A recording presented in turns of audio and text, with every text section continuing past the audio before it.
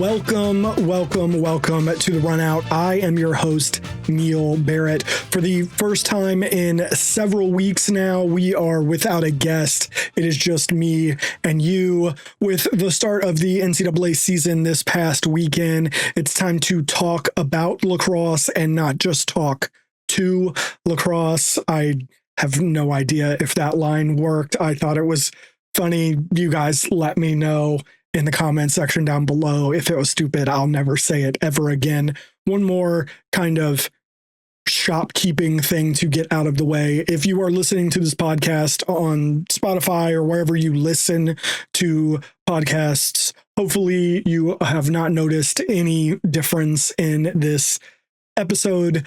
For anyone who is watching this podcast on YouTube or I don't know, wherever else you may listen or watch this podcast, you may notice that this looks slightly different than they have in episodes before. That is because this is my third time recording this episode. I have had so many technical issues, and I have decided to basically just record it and do it the old-fashioned way because every program that I've tried to use has caused me so many headaches.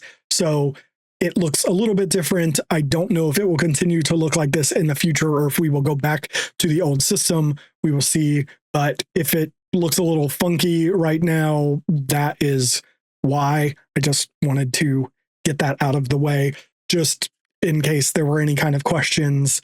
Another kind of shopkeeping note for my NLL fans, I apologize. I am light on NLL stories right now. I know it is the middle of the NLL season and there is a lot going on, but I have somewhat fallen off the NLL bandwagon over the last few weeks, which now that I think about it sounds much more dramatic than I intended it to be. I've really honestly just been busy and haven't been watching. I haven't abandoned the game in any meaningful way. I've just not had the time to actively sit down and watch. To be completely honest, that goes for all versions of lacrosse. It's not just the NLL, but I did actually sit down mostly this week with some of the games that were on ESPN Plus and watch some of the field games so I can cover those topics.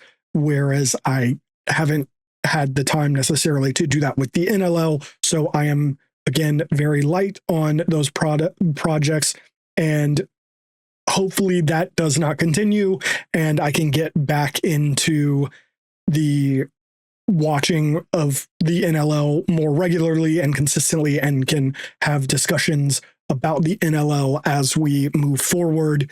I am trying my best, but work has been a lot. I have been trying to do a lot of design work in my personal life as well. And then obviously I have my wife and other things going on in my life.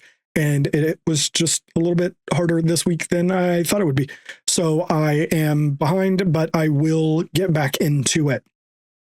So with all of that out of the way, today we are going to dive into some week 0 NCAA games, answer the question, are Division I coaches really on the hot seat right now, and talk about the PLL finally replacing Andy Towers. There is so much to talk about. So without further ado, let's get into it. This weekend, the moment that all field lacrosse enthusiasts have been waiting for finally happened. It was the start of the NCAA men's lacrosse season with week 0. Why do we call it week 0? That makes no sense to me. I don't understand. It should just be week 1.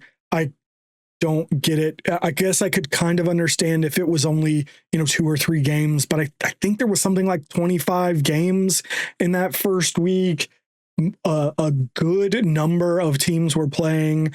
I don't understand why we call it 0 week. It doesn't make sense. It should just be week 1. I could understand if we were all playing generally the same weekends and everybody was playing the same number of games and you had this kind of outlier week before week one and there were just kind of 3 games to kind of whet your appetite. I could understand calling that a 0 week, but I don't understand why lacrosse calls it that. There are only 70 teams in Division One, so to have 25 games is a good majority of the Division One teams playing games.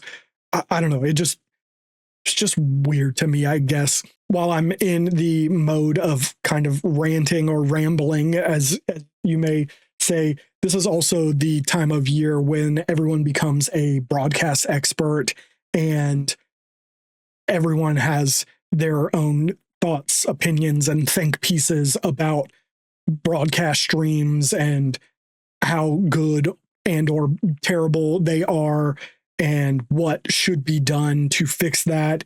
And first things first, I just wanted to say, please try to remember that an overwhelming majority of these broadcasts are student-run broadcasts.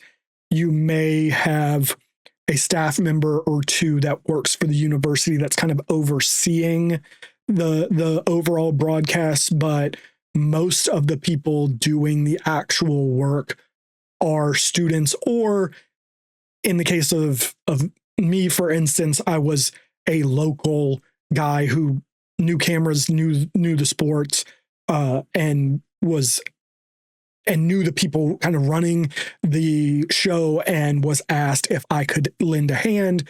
So during my time, I have run ESPN3 is what it was generally when I was doing it, but I've run those style broadcasts for several different schools in North Carolina across a multitude of sports. I think I've filmed just about everything except for football. And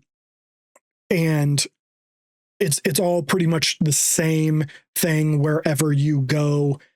I don't want to deep dive into the lacrosse broadcasts. I did a much longer thread on Twitter about that. I don't want to rehash that. It's out there. If you want to see it, you can look up I am Neil Barrett. You will find me. You will find that kind of longer thread that goes into it. But suffice it to say, there are some legitimate and some less legitimate reasons as to why these broadcasts end up on places like Flow Sports and Watch Lacrosse or whatever that was that the Towson game was on the other night, that are put there because of reasons that we as fans and the public audience don't know and understand. The easiest way that I can put it is that these streams are very expensive to put up, to front the cost, to build what you need in order to do this job correctly. You can certainly do it for less, but that is how you end up with people online crapping on your streams. For instance, I worked at a school that bought a mobile trailer that had all of the boards and equipment and stuff that you needed for producing a stream broadcast for ESPN. And that trailer cost $425,000. And it didn't include things like cameras. First of all, obviously, most important. Cameras also can be, generally speaking, these ESPN broadcast cameras are between about $10,000 and $40,000. You can get away with something slightly cheaper, but you will be able to tell the difference. And there are more expensive cameras, all the way up to what you typically would see on an actual ESPN broadcast. Like a few years ago, I was at the ACC championship, and the cameras that they were filming the games with were $250,000 cameras. So about $10,000 to $40,000 is what most schools are typically using, but it can go significantly more expensive per camera. There are also things like microphones, cables, headsets. You have to be able to communicate as a guy running the board, directing the show. You have to be able to communicate with cameras, with sound guys, with your commentators. There are so many things that go into running an effective broadcast that people don't understand. And if you are an athletic director of, say, a mid-major program without the huge upper end budgets, but still wanting to put out a quality product, it's going to cost you a good amount of money up front to buy the gear that you need. That school that I was talking about that bought that trailer, they bought that trailer because it was a more cost-effective way for them to be able to provide streams from multiple venues. They could pull it over to the softball stadium. They could pull it over to the soccer stadium. They could do things as long as games weren't happening at the same time. They could use that one system as opposed to putting a large majority of this equipment that isn't easily transportable in multiple locations, obviously driving the cost way up. But the point is that an athletic director is faced with a number of different things that impact the calculus involved. So if you're running one of those mid-major programs like I was talking about, and you have $500,000 to spend that's not specifically earmarked for something else, you have to determine what provides more value to your program.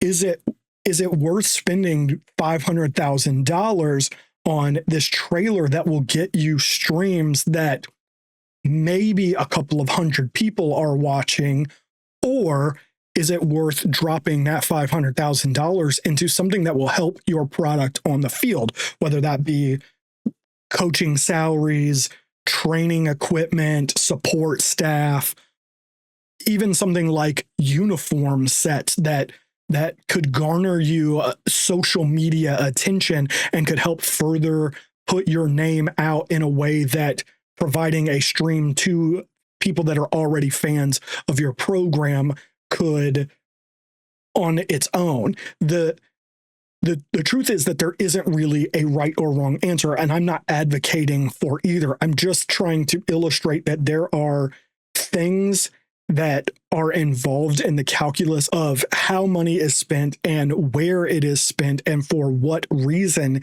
it is spent that we don't necessarily fully understand as fans. So I want to make it clear, I'm not telling you not to complain about a bad stream or a stream that is locked behind a prohibitively priced paywall. You know, if I want to see the 6 Denver home lacrosse games, I'm not going to pay $49.99 for 6 games on Flow Sports. That's crazy, and it's not going to happen. And I'm not telling you not to complain about those things. I just think that it's worth having this knowledge and understanding what it is that you're complaining about and directing your anger, justified emotions in the proper direction. I will end my little mini rant there, and let's get into the games from this weekend. I'm not going to do necessarily a breakdown of every game. That's not really my style. There are plenty of places that you can get that kind of content. Inside Lacrosse has some great stuff. Dan Arestia is one of my go-tos. The guys on Stick Talk do a great job of talking about the game. So I have nothing against that type of content. There's just already a lot of places for that. I am going to stick to kind of broader brushstroke, overarching kind of storylines of the season. We will talk about games themselves, but it's going to be less of kind of a play-by-play breakdown of each and every game. And we're going to talk about some of the biggest headlines and stories of the season as they are happening. And so far, after 1 week of the season, the biggest story in the entire country for me is Hopkins. Hopkins earned 2 top 20 wins this week, beating Denver and Towson, both games away from home. This weekend, Georgetown comes to Homewood Field, and given that it will be their third top 20 game this week, and that Georgetown will be, at least on paper, the best of the bunch that they've played, I wouldn't be too surprised to see Hopkins lose this game, and not because Hopkins is worse than Georgetown, but just because 3 top 20 games in the space of a week is a lot for anyone, regardless of talent. And I think it's possible that they lose this game, and it doesn't really say too much of anything about where Hopkins is this season. But if Hopkins can pull it out, they will have a really, really strong argument to just skyrocket through the rankings. I doubt they actually jump Notre Dame to the number 1 spot, but having 3 top 20 wins before Notre Dame even takes the field would certainly be worthy of that number 1 spot, even if they don't get it. But if they win against Georgetown, and even if they somehow jump to number 1, in my opinion, it's still too early to call them a championship caliber team only a week into the season. Hot starts happen. We have seen teams explode out the gates, hit 5, 6, 7-0, and then just kind of fade down the stretch when you really expected them to be kind of rounding into form and hitting their stride just flat out by the time the tournament rolled around. Instead, they faded down the backstretch and lost all the momentum and kind of crashed out of the tournament. So if Hopkins makes it to, the middle of the season and they are still, undefeated or 1 loss and they're still playing really well, then I think we can revisit this conversation. But at least me personally, I'm not prepared to put them in the national championship conversation at this point, but we will certainly see over the next few weeks whether or not they deserve to be in that conversation. Outside of Hopkins, there weren't really many big games in the first weekend of the lacrosse season. The one kind of exception to that, again, outside of the Hopkins games, was when 20th ranked Richmond traveled up to College Park to take on the 5th ranked Maryland Terrapins. I am a bona fide Maryland hater, so always take anything I say about Maryland with a grain of salt. I do legitimately try to be objective and to evaluate them as they have earned. But again, I am a hater. I would be a liar if I said my bias has never crept into an opinion about Maryland, even with my best intentions. And in Maryland's defense, all they can really do is play the team that is in front of them. And they did that, and they did win.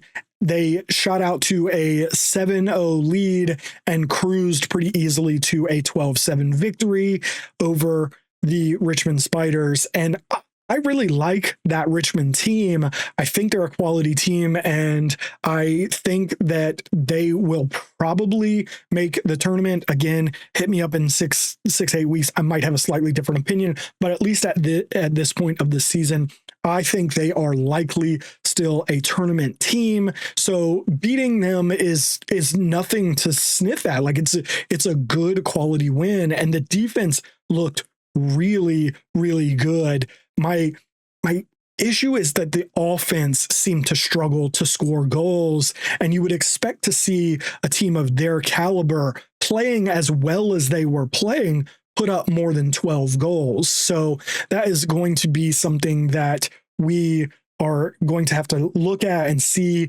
how they grow and progress as the season goes along. Again, I'm not removing them from any national title aspiration conversations based on this one game that they won and played well in. I just think that for the first game of the season, when you are playing that well, you would expect a team of Maryland's caliber to score more than that offensively, and to see them not gives me pause about their offense when they start playing some of the bigger schools in the country.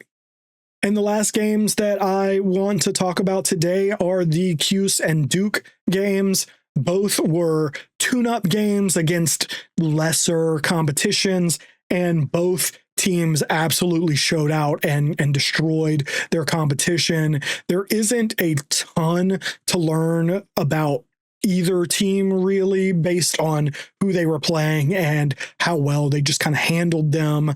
But considering the things the internet was telling me about Duke and how bad they were going to be this season, I would say that at the very least, Duke is going to be much better than the online lacrosse community thought they would be. I am not saying they are going to be in the national title hunt. I don't know that they will be in that picture come the end of the season. But, well, let's just say John Danowski shouldn't be fired for his horrible recruiting, as was suggested to me earlier this week. This was the most points Duke had scored in a game since 2021. And in each of the last 3 seasons, they have opened up with Bellarmine. We're going to go with Bellarmine. We'll call it Bellarmine. Each of the last 3 seasons, they have opened up with Bellarmine, and this was obviously the most goals they had scored in those games, but it was also the biggest margin of victory. And some of that can be probably attributed to the differences between teams. Maybe Bellarmine is slightly worse than they were last year or whatever. But all that to say, like I said about Maryland, all you can do is play the team in front of you, and they played them extremely, extremely well. Syracuse, on the other hand, is a very similar situation, albeit probably the opposite end of the spectrum. In the immortal words of Denny Green, they are who we thought they were. They are a very, very good team pretty much all around. The offense looks incredible. They move the ball so well. They pass, they dodge, they score a lot of goals. So that is a team that I would, for the first time in this podcast episode, would suggest is in the national title conversation. But obviously, we will see what happens when they start taking on some of the tougher teams. It will be interesting to see what teams do. I watched Syracuse play, and I am really not sure how you game plan a defense to try and shut them down in any kind of real meaningful way. And I got to thinking that perhaps the best defense is truly a good offense that can control possession and score goals and keep the ball out of Syracuse's offensive end. Otherwise, I'm just really not sure how you slow those guys down to the point where you can claim the victory. The one thing I did notice watching both of these games, and part of the reason why I've kind of lumped these two together, is that although both teams played very well on offense and defense, they both seem to struggle a little bit at the face-off. And I do expect their face-off units to tighten up and, involve the wings a little bit better over the next couple of weeks. It's something worth noting that in 2 games where these two teams just looked astronomically good and blew their opponents out of the water, both were sitting around 50% in terms of face-offs. Duke used a lot of kind of heavy rotation and got through pretty much all of their guys. Syracuse did more of the standard this is our starter. He's going to take the majority of them, and then we'll bring in kind of our second string guy. And I'm pretty sure they also got to a third guy like Duke did. Neither tactics seem to have any real advantage. And again, across the board, both teams were 50%, kind of generally speaking. That again, that could change. They could certainly get better over the next couple of weeks, but it is something that kind of gave me pause. I remember seeing Syracuse taking a man up face off. They had 3 and they were going against 2, and the opposing team got the ball to the wings and won the wing battle, even though they were down a man. And it just kind of shocked me that again, Syracuse was playing so well and they lost a man up wing battle. And that just made me a little bit curious when you start playing some of these teams that have much better face-off men specifically and units with good wing play overall, how much that could come into effect. Again, talking about keeping the ball on your offensive end, controlling possession, getting scores, and hopefully playing make it, take it to some extent, being perhaps the best version of defense against this Syracuse offense. It could be something that really comes into play. Again, probably not during these first few weeks, but down the line, and especially as you start getting into real meaningful games in the meat of the ACC season and into the tournament playoffs season, it could be a very big factor in the outcome of some of these games. So it's definitely just something to keep an eye on for both of these teams. After Ohio State lost to Utah this week, there was a fair amount of discussion about coaches on the hot seat, with Nick Myers of Ohio State and Joe Bresci of UNC kind of being the main focal points of that discussion. Maybe I am just a bit naive, but I just really don't see it. As much as we don't want to hear it, lacrosse isn't at the level where performance is a major factor in whether or not you keep a coach around, especially at schools like Ohio State and UNC that aren't really blue blood lacrosse programs. I know UNC has some championship pedigree, but they aren't really at the elite level of some of its own contemporaries in the ACC, and then obviously schools like Maryland and others that have a long-term history with the game and have a strong history of the game around their team. Both coaches are loved by their schools. They run fairly universally respected programs and do a really good job recruiting talent to their programs. Joe Bresci won a national championship 8 years ago, and he has won 2 ACC championships since then and helped get the athletic department to build a new soccer/lacrosse stadium on campus at UNC. Nick Myers is the head coach of the US U19 team and has led them to 2 straight gold medals, which I think, if I remember correctly off the top of my head, means that the US has never lost a gold medal and has won, I believe it's something like 10 straight U19 gold medals.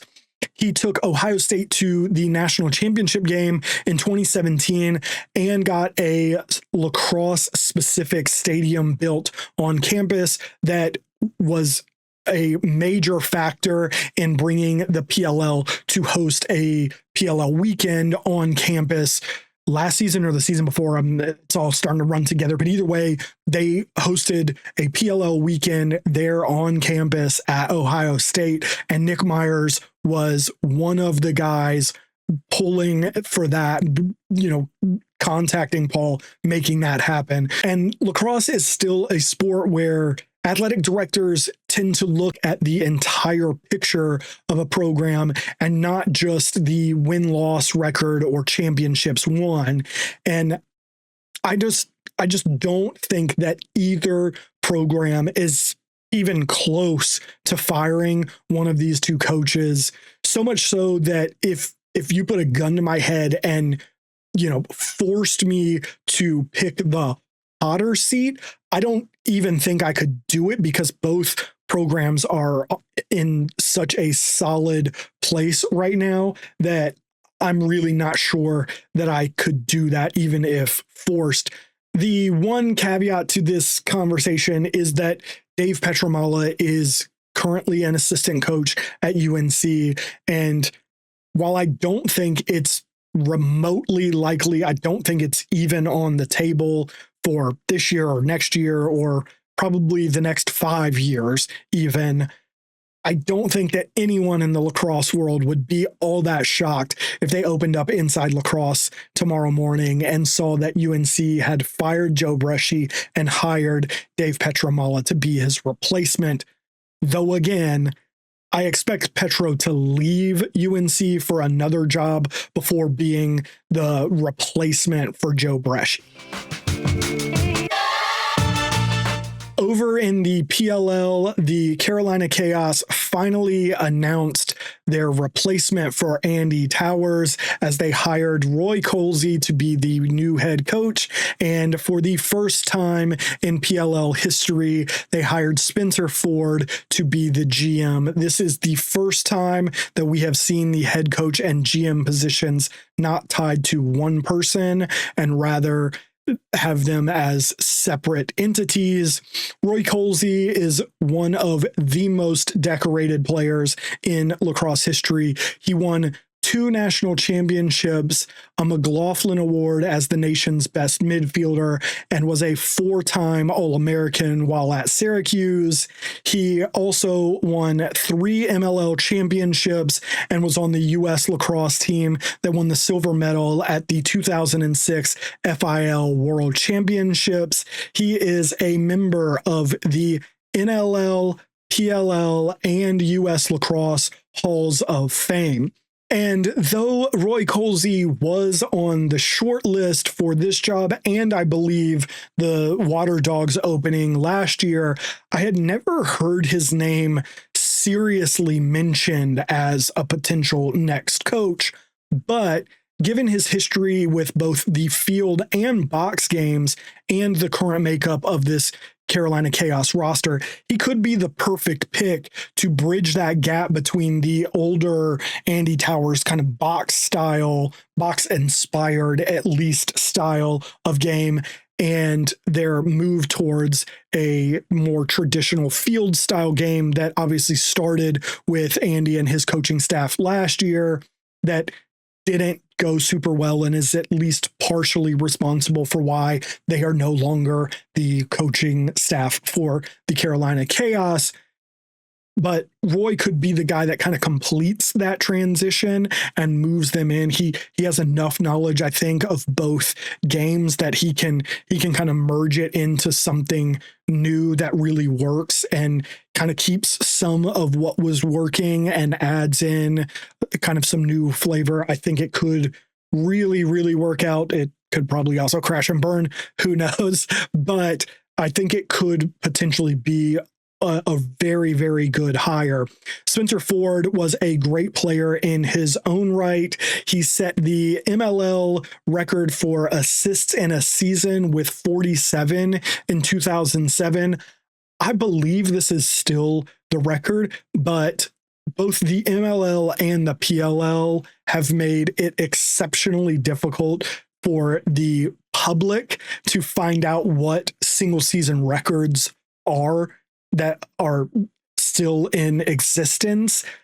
I am sure somebody somewhere knows what these numbers are, but I have looked and looked and looked and I can't find it. I've been on the old MLL Point Streak site. I have looked at every place that I know of. I don't know if this still is the record. I have evaluated some of the high point seasons that I know of. No one had even remotely close to this number of assists. Paul Rabel in his 72-point season, I think, was somewhere around 37, if I remember correctly. That was about as close as anyone I saw got to. No one was putting up 47. So that is an incredible number, even in the MLL, even with longer games and more games and all that stuff. It's still an incredible number. And so, like I said, Spencer Ford was a great player in his own right. He also, like Roy Colsey, was on the short list to be the next coach, but I never heard him seriously mentioned as actually getting the job. And he has plenty of GM experience, having previously held the role for both the Chesapeake Bayhawks and the Atlanta Blaze. In Chesapeake, he built a team that won 3 MLL championships in 4 years from 2010 to 2014. And the Carolina Chaos will need him to get straight to work. They have 12 players that are hitting free agency after the championship series, and every other team in the league has had a 2-month head start on re-signing their own players, and not to suggest tampering, but probably also talking to future free agents on other teams, including probably his Carolina Chaos. I am quite sure that at least a few of their guys have fielded calls from other teams to check about their interest in potentially joining them. So Spencer Ford definitely has his hands full, and Carolina Chaos fans are going to hope that he hits the ground running after the championship series. One more note from the PLL. Earlier this week, the Boston Cannons announced that Will Manny has suffered an injury and will be out for the entirety of the 2025 Championship Series, taking place next week in Alexandria, Virginia.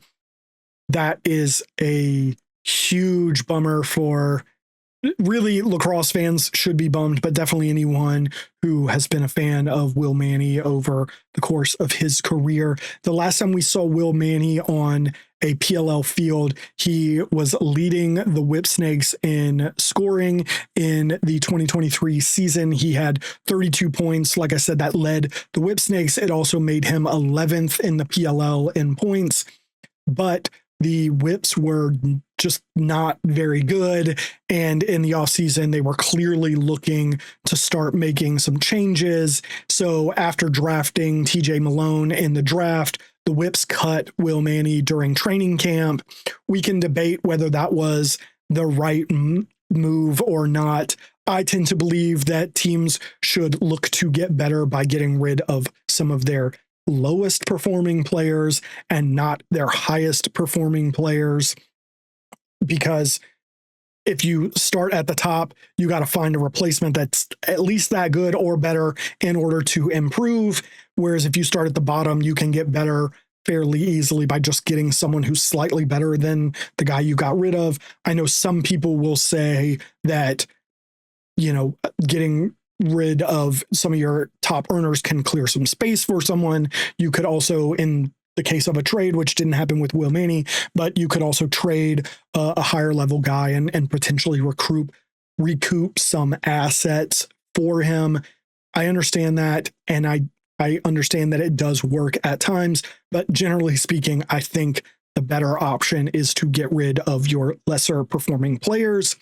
The flip side of that argument is that some of the lower performers for the Whip Snakes in 2023 were arguably more important to the culture of the Whips and what that team had been for the first 4, 5, 6 years of the team. When you look at guys like Zed Williams and Matt Rambo and Brad Smith and these guys that had been a part of that locker room and had helped set the culture for what the Whip Snakes are that we knew. And when they were looking to the future, it was probably slightly easier to get rid of a guy like Will Manny and keep the through thread of that Anyway, keep that kind of line between what the Whip Snakes had been and had built as they looked to the future with guys like TJ Malone, and ultimately, although not involved with Will Manny, ultimately the move for guys like Levi Anderson and then whoever they start to draft.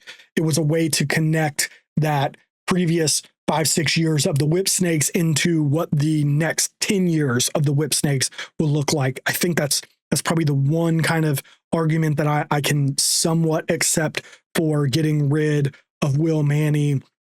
But it was frustrating that he sat at home after being cut for several weeks, despite lots of teams struggling, and clearly could have used a guy like Will Manny. But Boston finally, a few weeks later, signed him and reconnected Will Manny with Marcus Holman, recreating the infamous bunk bed boys from their time together in Utah. Or so we thought, as they never rostered him. In fact, I don't believe he ever practiced with the team. Someone can correct me in the comments if that's wrong, but to my knowledge, he was never rostered and was never on the protected roster, which means he wouldn't have traveled with the team to the location of the PLL weekend and thus practiced with them. So they never even took a look at him. So when he showed up on the Cannons roster for the championship series, I thought he was finally going to get the chance to show the rest of the PLL that he could still play at this level. He still belonged here. And I am really, really bummed that he won't get that chance to prove himself and that we won't get to see him on the field next week for the Cannons. Hopefully, whatever his injury isn't too serious, and he is in camp in May with someone. Side note here on that, I could swear that I saw that Will Manny had re-signed with the Boston Cannons. I don't know if this is a Mandela effect thing or whatever, but I vividly remember seeing the announcement that he had re-signed with the Cannons and tweeting about it, because my tweet was, why would you re-sign with a team that signed you and then didn't even take a look at you as a player for that team?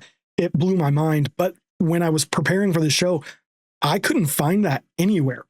I couldn't find my tweet. I couldn't find any posts about it. I couldn't find anything that talked about him re-signing. So I don't know if I just imagined it or what, but all that to say, I don't know what his free agency status is. I don't know if he is going to become a free agent after the championship series, like originally when he signed the 1-year deal with the Cannons, or if he has re-signed and now has an additional year, which obviously would put him with the Cannons in camp should he be invited.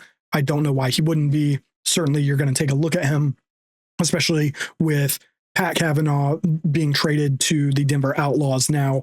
Again, there is a very large hole in that left side that it seems perfectly shaped for Will Manny once again. However, if I was brand new Carolina Chaos head coach Roy Colsey, and there was any chance that Will Manny was a free agent, I would pick up that phone the second I could and talk to him about coming to play for us. I know that people will say that him and Josh Byrne played the same position. I get it. You're probably technically right.